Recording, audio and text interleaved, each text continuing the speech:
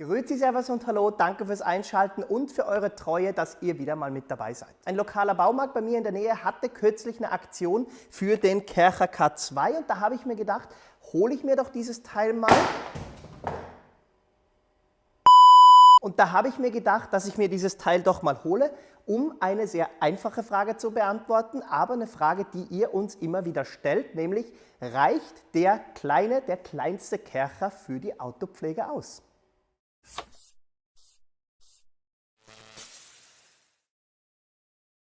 Gut, wir starten mit einem kleinen Unboxing von dem, was hier in der Packung vom Kärcher K2 dabei ist. Das ist einmal Anleitung, Bedienungsanleitung, Garantiekarte und so weiter. Dann haben wir die Pistole. Da ist eine Sicherung dran. Könnt ihr rausdrücken, dann lässt sich das nicht drücken. Reindrücken, dann geht das. Dann habt ihr hier noch den Aufnahmepunkt fürs Wasserkabel. Legen wir mal da zur Seite. Dann haben wir zwei verschiedene Lanzen. Einmal die typische Bodenfräse, einmal die Lanze für den normalen Hochdruckreinigerbetrieb. Hier ist nichts am Druck verstellbar, auch an der Pistole nicht. Legen wir da hin. Dann haben wir zwei Räder, klein, Hartplastik, nicht gummiert, mit dem schönen Kärcher-Logo drauf. Legen wir uns dahin. Dann haben wir den Wasserschlauch, typisch für Kärcher, sehr robust, aber halt leider auch so, dass ihr schon seht, dass er sich halt stark aufrollt und 4 Meter in der Länge. Dann haben wir hier die Aufnahme für den Wasserschlauch, den man dann hinten am Kärcher montiert. Dann haben wir den Griff aus Plastik. Da sind die Aufnahmepunkte, wo man ihn dann an den Kärcher dran steckt. Legen wir hier hin und dann haben wir die Maschine selber. Ist der leicht. Geil. Das ist mal eine schöne Abwechslung zu den ganzen unglaublich schweren Maschinen, die wir sonst kennen. Das ist die Maschine selber. Da ist natürlich das Stromkabel noch dran. Legen wir da hin und das ist alles, was hier dabei ist.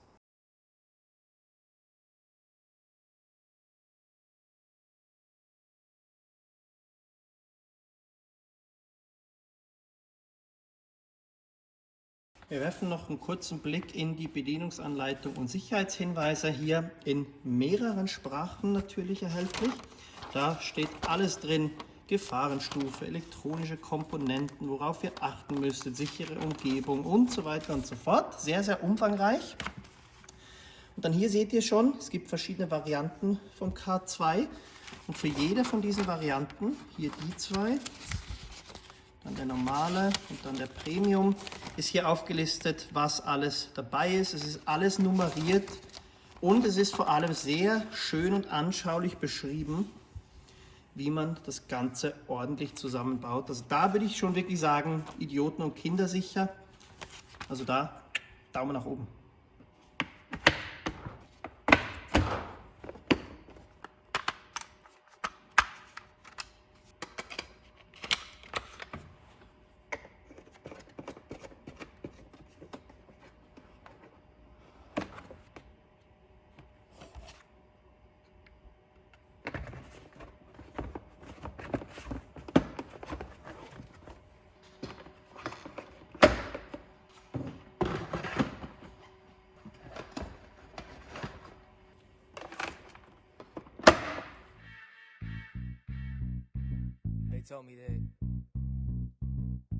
Told me I wasn't gonna get far.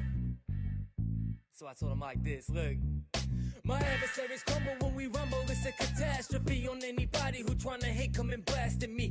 I've been in this for a minute, see how I graduated from rookie to beginner, but now I'm winning on the road.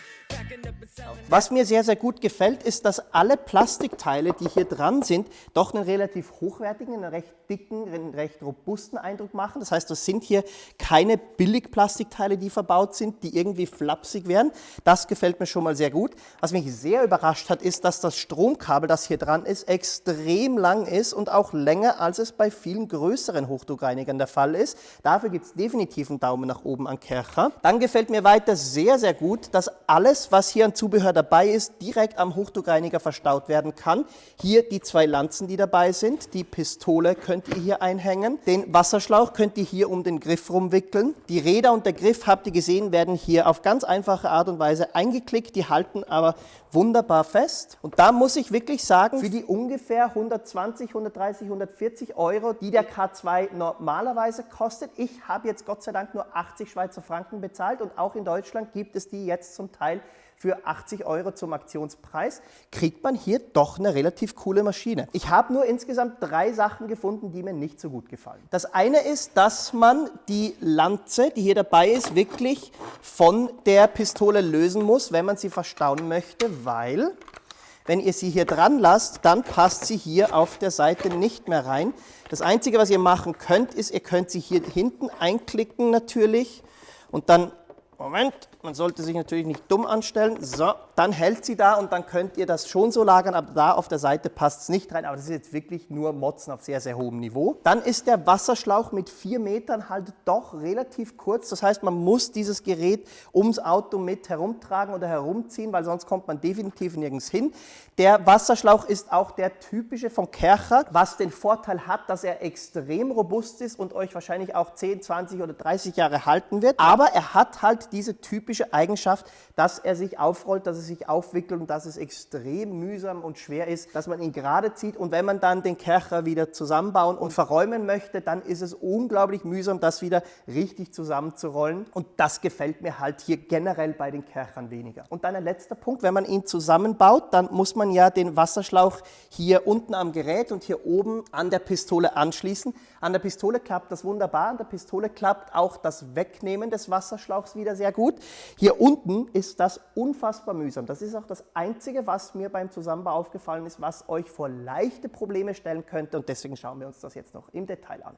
So kommt die Pistole aus der Packung. Jetzt müsst ihr hier dieses gelbe Teil auf den Seiten zusammendrücken. Dann könnt ihr es rausziehen. Ihr müsst es auch wirklich ganz rausziehen und dürft es nicht hier drin lassen, weil diese gelben Teile hier drin in der Öffnung, die müssen komplett raus. Dann nämlich passt der Wasserschlauch und ihr seht schon, der ist hier ein bisschen breiter als so. Dann erst passt er rein, der passt auch nur in einer Position rein und jetzt müsst ihr es wieder verschließen und jetzt seid ihr fertig. Rausnehmen geht auch sehr leicht, zusammendrücken, rausziehen, zack, fertig. Und das ist jetzt eben das, was hier unten am Kärcher selber nicht ganz so elegant funktioniert. Wenn ihr das nämlich hier wieder rausziehen möchtet, dann müsst ihr diesen, ich nehme euch mal näher ran, dieses graue Teil hier müsst ihr nach oben drücken und das klappt nicht mit Zusammendrücken auf der Seite, sondern nur, indem ihr hier, und deswegen steht das auch so ein bisschen vor, indem ihr hier mit dem Finger nach oben drückt. Und ihr könnt jetzt ja mal live dabei sein und mir zuschauen, wie lange es braucht, bis ich das geschafft habe.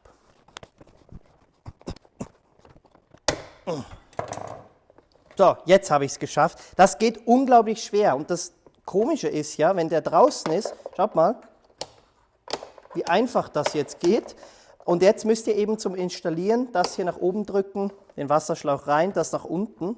Ja, und jetzt merkt man schon, beim Runterdrücken geht das streng und zum Entfernen auch wieder. Das ist jetzt kein Weltuntergang, weil es ist ja sehr unwahrscheinlich, dass man den hier ständig raus und wieder reindrücken will. Aber das hier ist mir wirklich aufgefallen, das gefällt mir nicht ganz so gut. Dann können wir uns noch kurz die Leistungsdaten vom K2 anschauen, weil die stehen dankbarerweise hier drauf, die musste ich mir nicht merken. Und ich glaube, die 3 wichtigsten Zahlen für die meisten von euch werden die 110 Bar Druck sein, die er fähig ist zu leisten, die 360 Liter Wasser, die er schafft pro Stunde rauszupumpen und die 1400 Watt an Leistung. Zum Vergleich der K7, das Topmodell für Privatkunden, wenn wir jetzt mal die dicken, fetten, klobigen Geräte für Professionelle außer Acht lassen, die es bei Kärcher auch noch gibt. Der K7 schafft 180 Bar Druck oder bis zu 180 Bar Druck und 600 Liter Wasser die Stunde. Jetzt habe ich euch vorher ja schon gesagt, dass es wie bei Kärcher üblich verschiedene Versionen vom K2 gibt. Es gibt einfach nur den K2, dann gibt es den K2 Kompakt, das ist der ohne Räder daherkommt. Den schaue ich mir in einem separaten Video für euch an, weil ich finde das eigentlich eine ziemlich süße und coole Maschine. Dann gibt es den K2 Basic, dann gibt es den K2 Premium, dann gibt es den K2 Premium Full Control, dann gibt es den K2 Premium Full Control Home und Home steht eigentlich immer dafür, dass da noch so ein Bodenbearbeitungsaufsatz drauf ist. Aber das entscheidende Merkmal hier an dieser Maschine ist eben, dass das kein Full Control ist. Und wenn ich richtig informiert bin, dann ist der aktuelle K2 oder der neue K2 nur noch als Full Control erhältlich. Das heißt, ihr könnt dort den Druck anpassen. Das Modell, das ich hier habe, hat keinen verstellbaren Druck. Das heißt, sie kommen immer einfach nur die 110 Bar aus dieser Lanze raus. Und die neuen Modelle haben auch einen ausfahrbaren Teleskopgriff hier.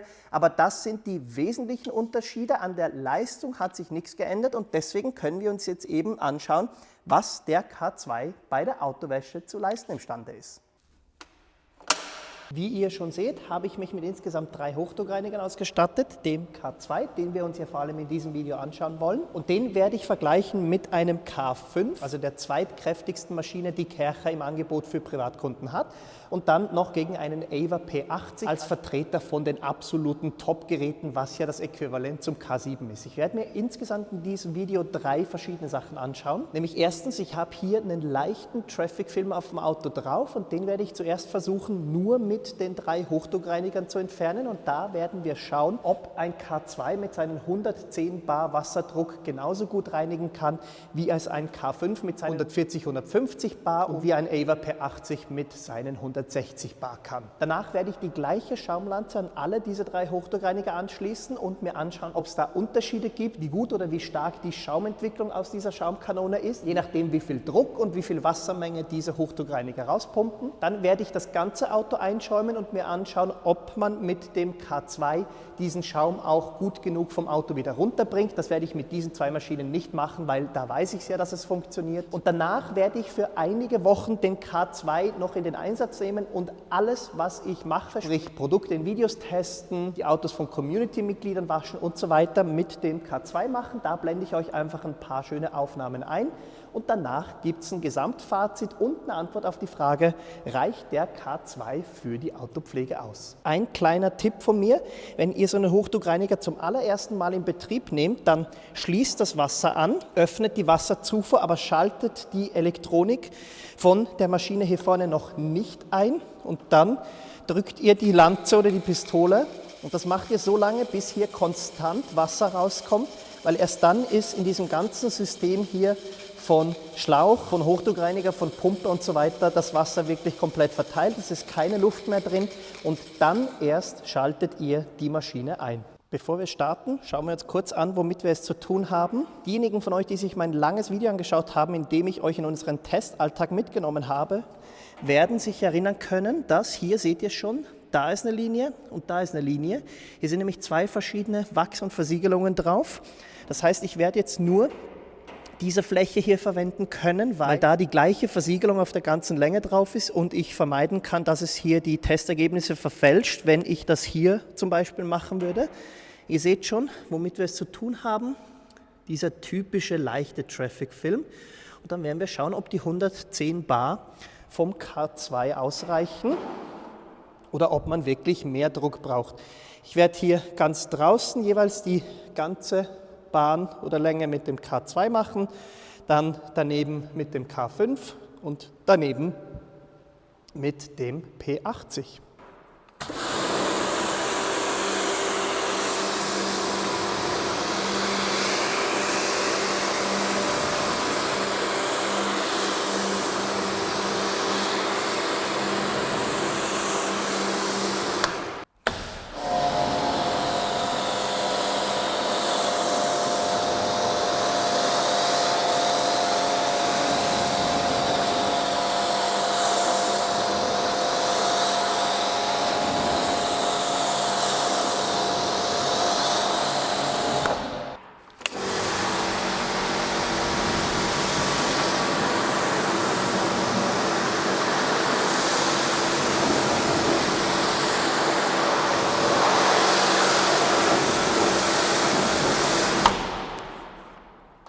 Also ihr habt gesehen, alle Flächen wurden gereinigt und dann schauen wir uns jetzt hier an mit Wattepads, wie immer, wenn wir solche Tests machen, wie gut hier gereinigt wurde.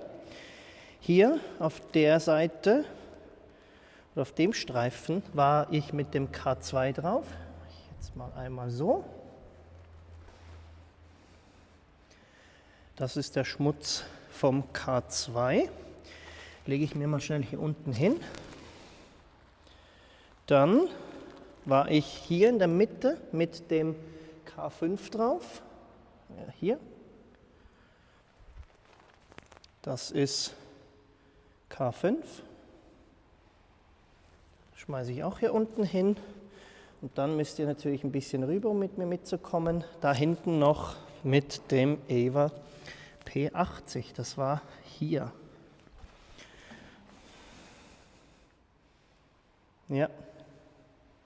Ich mache das Ganze jetzt nochmal mit 3 neuen Pads. Dann können wir es mal direkt nebeneinander halten. Ihr seid dabei, wenn ich das mache.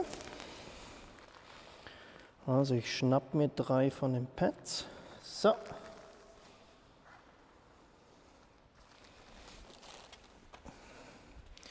Also dann ist das hier K2. Ja, jetzt habe ich es natürlich schon da unten weggewischt. Jetzt muss ich natürlich hier oben höher. Einmal K2, K5 und EVA P80. Also K2, K5, P80. Also ganz ehrlich, ja, man kann jetzt sagen, dass die 2 Pads ein kleines bisschen sauberer sind als das hier.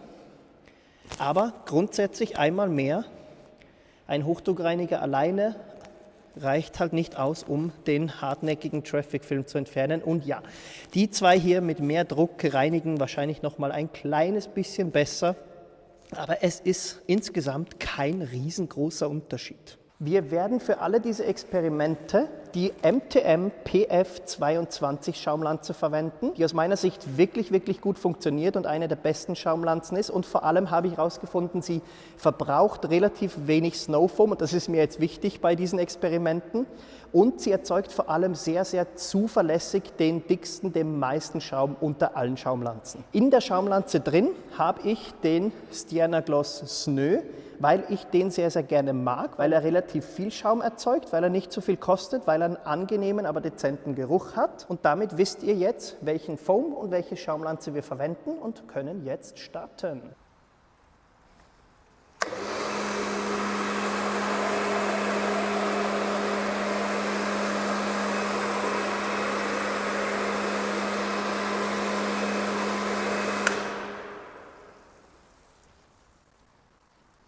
Äußerst spannend und das ist ja das Coole daran, dass wir solche Tests für euch machen.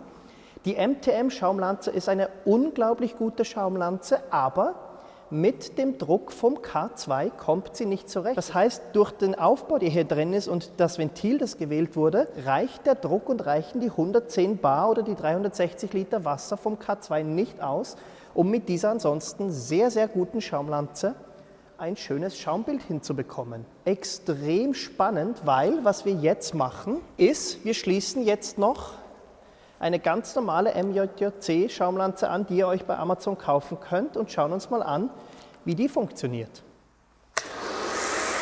Aha!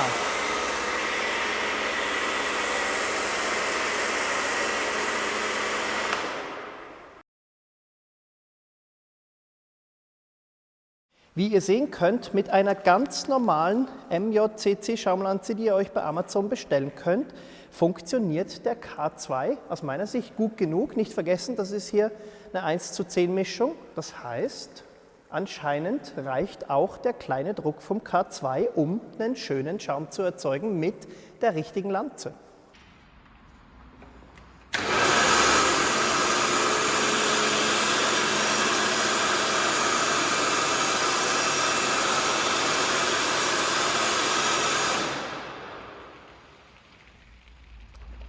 Wie ihr gesehen habt, absolut typisches Bild der Kärcher FJ6. Das hat nichts mit dem Kärcher K2 zu tun, sondern mit dieser Schaumlanze, die halt einfach keinen guten Schaum erzeugt. Wenn ich nochmal aufsprühe, dann ist er zwar am Anfang noch schön da und weiß, aber er ist insgesamt viel zu wässrig, läuft sofort nach unten.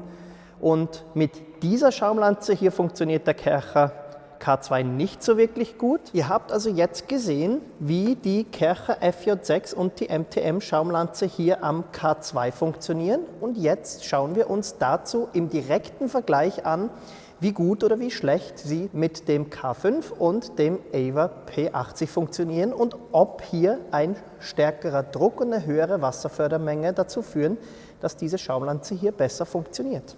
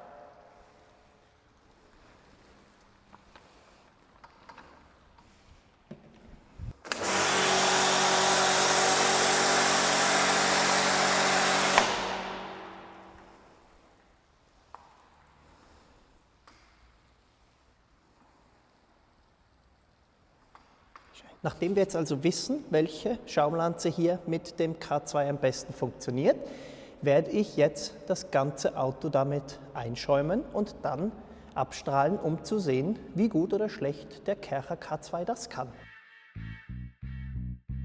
They told me I wasn't gonna get far. So I told them like this, look. My adversaries crumble when we rumble, it's a catastrophe on anybody who tryna hate coming blasting me. I've been in this for a minute, see how I graduated from rookie to beginner, but now I'm winning on the road. Backing up and selling our shows, but let's rewind the tape a bit and let them all know who came to rock the floor, Jay, who knocks the most, Willis. I creep up on the come up, whether they hate it or feel this. Next in line to come and battle me quick, man, you don't wanna see me in the circle, I'm killing you, kid. Young Jay, I'm bad. They told me I wasn't gonna get far. So I told them like this, look. Who's bash me? Lean back, see how I ride. I gotta do my thing. Check 1, 2 on the mic. And when we go, you know there ain't no stopping us, right? Because we party every day just like it's 1999. Watch me lean back, see how I ride. I gotta do my thing. Check 1, 2 on the mic. And when we go, you know there ain't no stopping us, right? Because we party every day just like it's 1999. I put everybody that won any issues in a line. Step them up, I started out battle rapping, so I can just flip the script in a minute to these rhymes. See, that's a whole school of wannabe rappers that's out of line. Fazit zum Kärcher K2. Was mir gefällt, ist, dass es ein sehr, sehr kompaktes und vor allem leichtes Gerät ist. Er hat in meinen Tests gut und fast 100%ig zuverlässig funktioniert. Der Preis ist natürlich mit seinen standardmäßig 120, 130 Euro sehr, sehr attraktiv. Und wenn ihr ihn wie ich zu einem Aktionspreis von um die 80 Franken oder 80 Euro bekommt, dann ist er sowieso mega attraktiv. Dann ist mir beim Arbeiten damit aufgefallen, dass er vergleichsweise leise ist für einen Hochdruckreiniger. Das hat natürlich auch ein bisschen was mit der Power oder mit dem Wasserdurchfluss zu tun. Aber trotzdem möchte ich eigentlich als positiven Punkt erwähnen. Das Stromkabel ist, wie zu Beginn dieses Videos schon gesagt, vergleichsweise lang. Der Wasserschlauch, der hier standardmäßig dabei ist sehr, sehr robust und deswegen auch langlebig. Man hat, wenn man sich einen Kärcher kauft, natürlich ein riesiges Händlernetz, kann den eigentlich so fast überall hinbringen, wenn man damit mal Probleme, wenn man einen Schadens- oder Garantiefall hat. Die Sachen, die mir nicht so gut gefallen haben, und eins davon ist mir halt beim Testen erst erst aufgefallen, der Anschluss da hinten für den Wasserschlauch, der Wasserschlauch oder sagen wir jetzt mal unser Wasserschlauch, vielleicht liegt es ja auch an dem, ließ sich da nur vergleichsweise schwer wirklich aufstecken. Das hat schon teilweise ordentlich Druck gebraucht und nein, das lag nicht daran, dass das Wasser noch aufgedreht war. Darauf habe ich geachtet. Mit dem Wasserschlauch von Kärcher selber habe ich halt so eine Hassliebe. Ja, er ist unglaublich robust und langlebig und das ist auch der Grund, wieso er so ist, wie er ist. Aber er hat halt die Tendenz, dass er sich die ganze Zeit aufrollt und deswegen ist das Arbeiten mit dem nicht ganz so angenehm. Er ist mit 4 Metern auch unglaublich kurz, das heißt, man muss das Gerät die ganze Zeit mit sich rumschleppen, wenn man ums Auto herum arbeiten möchte. Aber das ist ja grundsätzlich etwas, das man tauschen kann, indem man sich einfach einen anderen passenden Wasserschlauch holt, aber dann entstehen natürlich wieder Mehrkosten. Aber ich muss dann sagen, das war es im Großen und Ganzen auch schon mit meinen Kritikpunkten hier zum K2. Denn die eigentliche Frage von diesem Video war ja, reicht der K2 für die Autopflege? Und da muss ich ein ganz klares und deutliches Ja aussprechen. Das hat mich persönlich auch ein wenig überrascht. Man muss da schon 1, 2 Einschränkungen noch vornehmen, aber grundsätzlich, wenn ihr für euch privat einen Hochdruckreiniger sucht und ihr auch so einen verwenden dürft, weil ihr es bei euch auf dem Hof, auf dem Vorplatz waschen dürft, weil ihr eine eigene Waschhalle habt, weil ihr Zugang zu einer SB-Box habt, wo ihr sowas verwenden könnt und dürft, dann spricht aus meiner Sicht absolut nichts dagegen, dass man sich für die private Autopflege hier so einen K2 holt. Die einzige Einschränkung ist so ein bisschen die Geschichte mit dem Snow Foam. Denn je nachdem, welche Schaumlanze man hier verwendet, muss man sagen, die von Kärcher selbst, die produziert sowieso keinen schönen Schaum. Das ist aber egal, auf welchem Hochdruckreiniger man sie verwendet. Die hochwertigen, wie jetzt zum Beispiel die MTM-Schaumlanze, haben wir gesehen, kommen mit dem geringen Druck oder der geringen Wasserfördermenge von dem K2 nicht so wirklich zurecht. Das heißt, hier muss man so ein bisschen rumprobieren, bis man wahrscheinlich die Schaumlanze gefunden hat, die zu einem passt. Und auch da muss man sagen, so ein ganz perfekt dickes, rasierschaumartiges Bild kriegt man mit dem K2 aufgrund des vergleichsweise geringen Drucks und der vergleichsweise geringen Wasserfördermenge wahrscheinlich einfach nicht hin, wenn man es dann halt mit so einem Monster wie dem K5, dem K7 oder dem Aver P80 vergleicht. Und ich denke auch nicht, dass das hier ein Hochdruckreiniger für die professionellen Aufbereiter unter euch wäre oder diejenigen unter euch ist, die mehr als nur ein Auto oder mehr als einmal pro Woche waschen. Denn ich glaube, auf Dauer würdet ihr mit dem K2 doch schon an eure, vor allem auch an seine Grenzen kommen. Aber ich bleibe dabei, für die private Autopflege, für ein Auto, für euer Auto reicht der K2 definitiv, kriegt einen Daumen nach oben und ist ein tolles Gerät. Ich hoffe, das Video hat euch gefallen. Wenn es so war, lasst uns doch einen Daumen nach oben da, abonniert den Kanal und ich hoffe, dass wir uns nächstes Mal wiedersehen. Servus!